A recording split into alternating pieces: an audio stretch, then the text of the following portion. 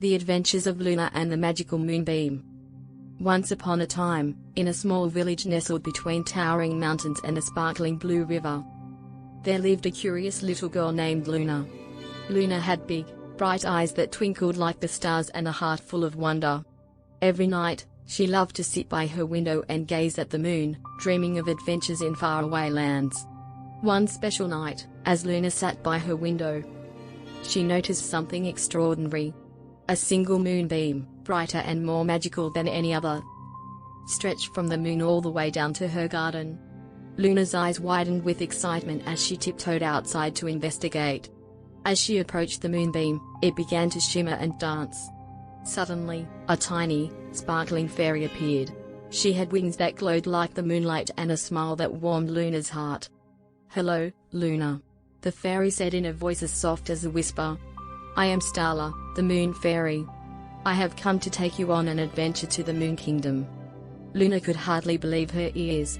"Really? I would love to go," she exclaimed. Starla waved her tiny wand, and in an instant, Luna felt herself being lifted into the air. They soared higher and higher until they reached the moon itself. Luna gasped in awe as she landed in a land of silver trees, shimmering lakes, and glowing flowers. "Welcome to the Moon Kingdom," Starla announced.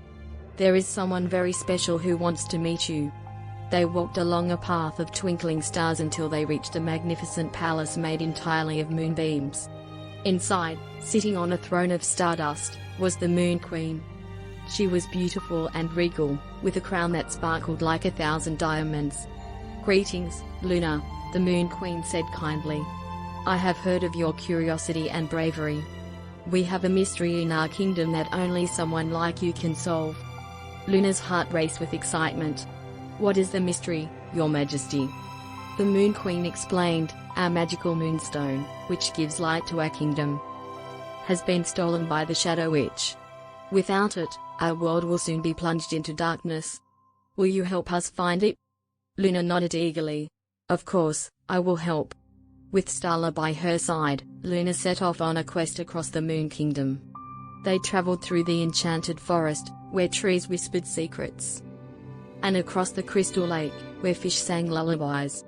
Finally, they reached the Shadow Witch's dark and eerie castle. With courage in her heart, Luna stepped inside. The castle was filled with shadows that seemed to come to life, but Luna held onto Starla's hand and pressed on. They found the Shadow Witch in a grand hall, holding the glowing moonstone in her hands. "Give us back the moonstone," Luna demanded bravely. The Shadow Witch laughed, a sound like cracking ice. "Why should I? I like the darkness." Luna took a deep breath. "But darkness can be scary. Don't you remember how beautiful the light is?